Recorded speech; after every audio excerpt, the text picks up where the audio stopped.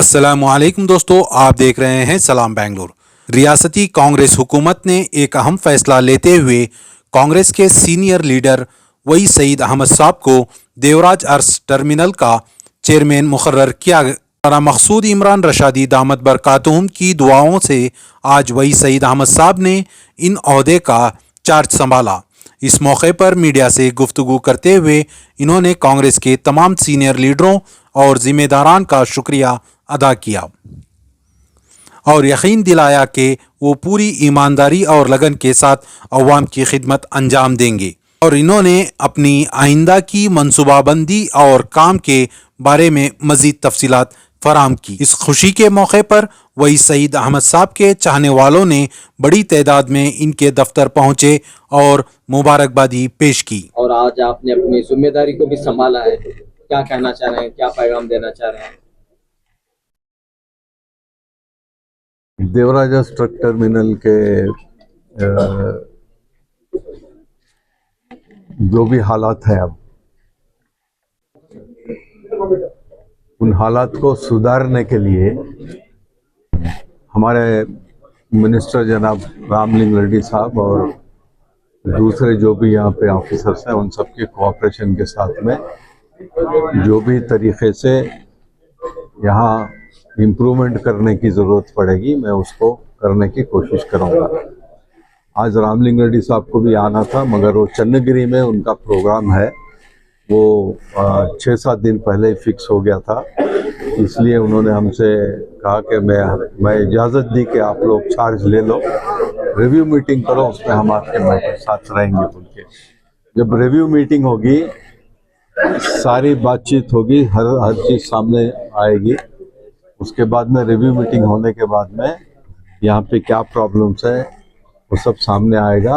उसके बाद में मैं आप लोगों को तफसील से बता सकता हूँ। जैसा कि बताया गया कि जो साबिक चेयरमैन थे उनके खिलाफ इल्जाम आए, उसकी बदनामी हुई है इस इदारे की, तो अवाम में एक अच्छा इसकी इमेज जाए, इसके लिए क्या कोशिश रहेगी? यही मैंने करप्शन का जो मामला है जी, यही मैंने आपको बताया कि 40 पर 7 करोड़ का घपला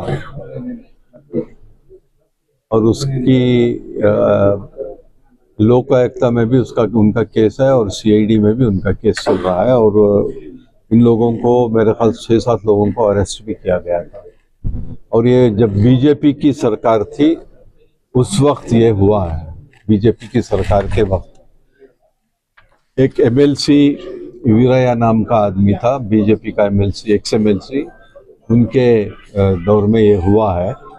और ऑर्गेनाइजेशन को संभालने के लिए, ऑर्गेनाइजेशन में अच्छा काम चलाने के लिए हमसे अच्छे से अच्छा जो भी कदम उठाना चाहिए वो मैं करने की कोशिश करूँगा।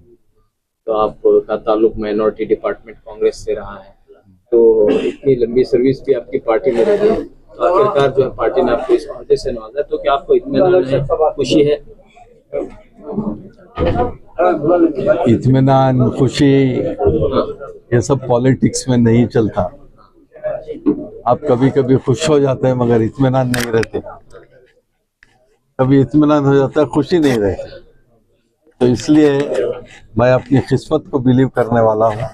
मेरे किस्मत में जो भी होना था हो गया, अब आगे जो होना है वो भी होगा। आज बड़ी तादाद में आपके चाहने वाले यहाँ पर आए, आपको मुबारकबाद देने के लिए आए, और बाहर भी जो है कई जगह आपके बैनर्स वगैरह लगे हुए हैं, तो बहुत सी उम्मीदें लोगों की भी है आपकी जिम्मेदारी के मिलने के बाद। जी देखिए, ये जिस जगह पे मैं यहाँ के बैठा हूँ ये जनरल पब्लिक के लिए नहीं है। एक ख़ास तबका है जो लॉरी ड्राइवर्स है, ट्रक ड्राइवर्स है, जो ट्रांसपोर्ट कंपनीज पे काम करते हैं, ऐसे लोगों के लिए है। और उसमें अब ज़्यादा से ज़्यादा अगर हम लोग उसमें अच्छे काम करके अच्छा से उसको आगे बढ़ाने की कोशिश करें तो हो सकता है कि एम्प्लॉयमेंट अपॉर्चुनिटीज़ हमारे लोगों को मिल सकते हैं। और एम्प्लॉयमेंट अपॉर्चुनिटीज़ क्रिएट करने के लिए मुझे अगर कुछ कोशिश करनी पड़ी तो मैं ज़रूर करूँगा। कांग्रेस पार्टी में काफ़ी इंतज़ार करना पड़ा आपको। 40 पर 7 साल,